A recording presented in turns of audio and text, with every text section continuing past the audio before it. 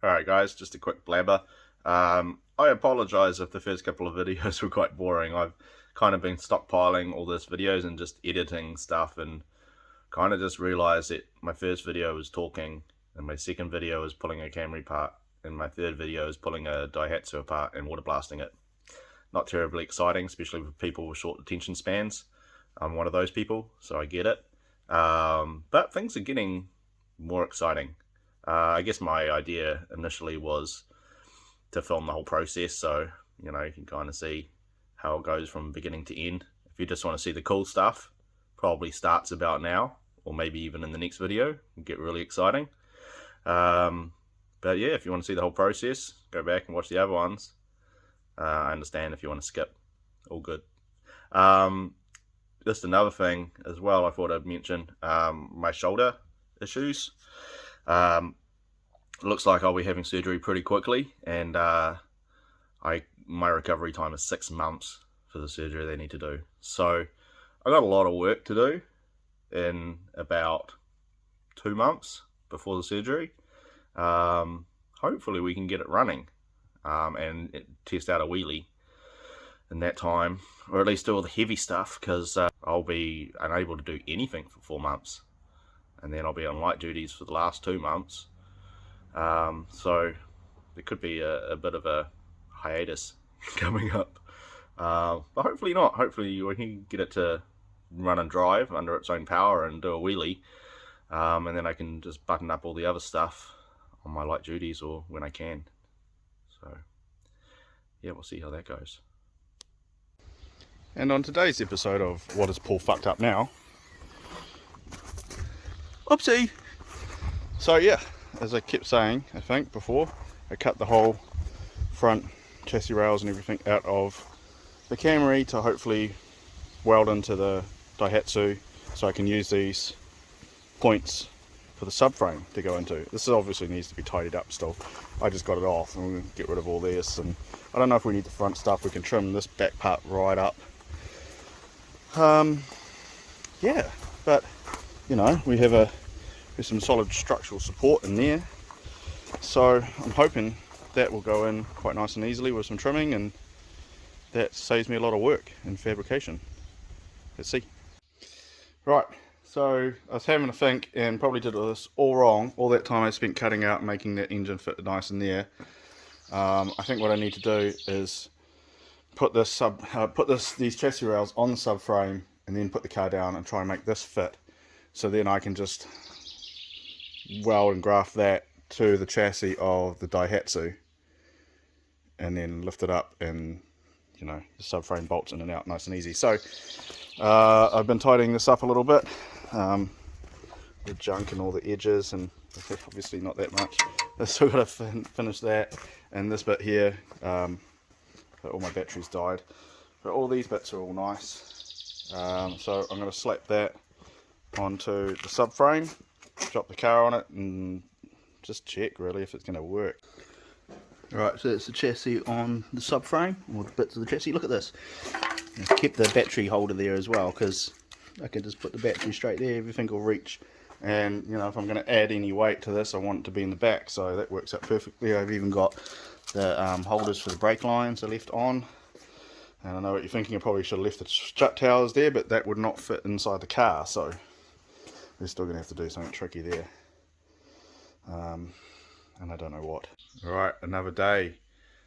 Do some cutty and try and make all this fit again so it doesn't look like a monster truck.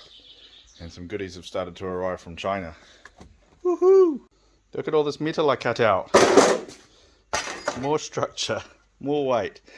But this is where we're at now. It's sitting about where it was before. I have to figure out something with the front, because the front looks too high now if that's level. It's probably going to be raked, I guess. I could, when I make the suspension or the solid struts for these, I could drop it some more. I just didn't want the subframe and engine and stuff sitting too low, but be alright. Might be alright. I think we can go a little bit lower. It'd be quite cool to have those wheels sitting just about there. That'd be quite cool. Yeah, so I trimmed up all the back of this. It fits in there quite nice. It's it's kind of hidden with the bumper on. And tell me that that is not made to go in there. That just fits beautifully. We've got back rails, just fit perfectly up inside the car. Wheels are still centered where I want them. Look at that. Pretty good. Pretty tight along there. And these chassis rails. I'm not too sure how I'm going to tie all this in just yet. We need to figure something out. I'm not, you know, the doors can, rear doors can stay closed. I don't really care. Maybe the rails have to go to the front. Maybe we end up doing just a fucking cage or a half hoop or something. I don't really know. I need to sleep on that and figure it out. I guess meanwhile I can start working on that subframe, the rust on that, and repairing that, and just have a think about how this is going to work. I'm happy I got my battery holder there, so that's cool. I could put the radiator in the radiator core support right there, but I have another plan for radiators. So once this is all in, I'll probably put a floor there, maybe the fuel cell will sit there, or maybe a turbo, who knows. Yeah, and then this side,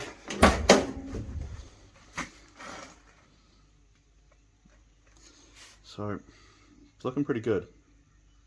Let's figure that out. That's about it, really, for the moment. Alright, it's been a little while, but back at it again. So I had some ideas about tying the subframe into the Hatsu. This is what I'm looking for.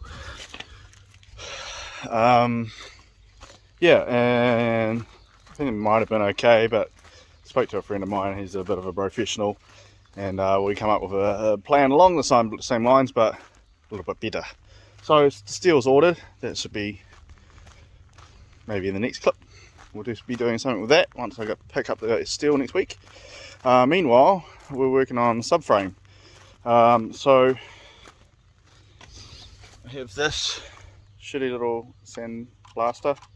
It does alright, it does the job. They're cheap, but the biggest problem being that they just waste a lot of media. So I have set up my own little spray booth in the back of the Camry, so I can sweep up all the media and reuse it to a certain point. So we're just going to give this a go. There's the spray booth, media, compressor, everything's out here, all my gear. So yeah, we'll give it a little bash. We'll see how this works out. Okay, so this is kind of how we're getting on. It's making the holes bigger as it gets rid of all the rust around the edges and stuff. And yeah, check this out. Yep, that's bog. Someone tried to bog up the subframe, for fuck's sake. And these are the subframe mounts. They're a bit rotten too. I'm not too worried about this actually, because I don't want bushes and stuff there anyway. I was probably just going to put a patch on here with a smaller hole for just the size of the bolt, and just weld that on so that's solid mounted. And here's all my media that I'm collecting and can reuse. Sweet. Okay, so I didn't film anything out of the sandblasting. That was a shit job. Don't ever do that. But later on in the night, I came back down after I'd recovered from that, and I gave it a lick of rust converter. I've worked on the patches, so we've got a little patch over here. That side looks lovely. This side was thinner, obviously, and I'm doing it with TIG, so a lot of the stuff just burnt through. I don't think it's a big deal. You don't need to weld all the way around anyway, so it's held on, mostly held on. This side's much the same, just in that inside part, it's just all burnt out and along there as well. But I've definitely done a better job than the previous person, and whoever did, where is it? The bog. Oh, I think my bog fell out. I think that's where the bog was. Huh. Yeah, okay, so this is sort of where we're at the moment. I'm going to do another layer of rust converter on this probably, and I'll get the plasma out and cut some circles for these that'll be drilled out to suit the bolt holes, and then those will be welded on, and then paint the whole thing, underbody seal it, go back in. Long story short. And got some new calipers. Got sick of trying to push that piston back in. Honestly, soaked it for weeks in WD-40 and just gave up on it. So I bought some calipers. They were pretty cheap. So this is what I was talking about before. I've got some little discs that I plasma cut out of 6mm plate, and that will just fill in those bushes so we don't have any rubber mounting anymore. I'll just tack those in for now and pull that subframe out, finish weld it, paint it, underbody seal it, put it all back together, and then put the front end in. And that's coming up now. Smoking. So I'm just putting all the front end back together, giving the rack a bit of a clean up and put all that in. Now I also realised front axles, what are we going to do? Because we still need these, at least the stub part, because it ties that bearing in together and with the disc. So here's one I prepared earlier. The answer is a lot of cutting. So we just cut that part of the axle off, really just the end of the CV cup, and we'll bolt that back in as per normal. It'll hold everything together and that'll spin, but won't spin anything because there's no engine there anymore, because there's an engine there. Yep. And then there were two. Alright, so I have the front end all buttoned up. This is what it looks like inside. No more engine, just a big hole. We have the new brake calipers, we have steering, and we have the cut off shaft in the back there. I am using the original shocks at the moment, so it's going to be monster trucking still. Not too sure what I'm going to do. I might just cut the springs and weld them into the upper and lower spring perch, and get my ride height that way, but for the moment that's that. I did a little bit on the brakes as well. We might see we just have these two lines, one side at the front, one other side at the front. This was the rear line. I cut it off and I just filled it up with a dollop of weld. So now we have front brakes only. I put some fluid in, I backed off the bleed nipple, and it started leaking all over the floor after a few moments, so we're all full of fluid there.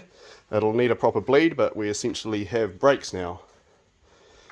And that's it for the moment. Alright boys, we picked up plenty of steel for the Daihatsu. That should help us tie it all up together. See ya!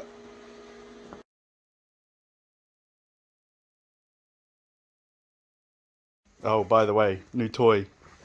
And this is another project later.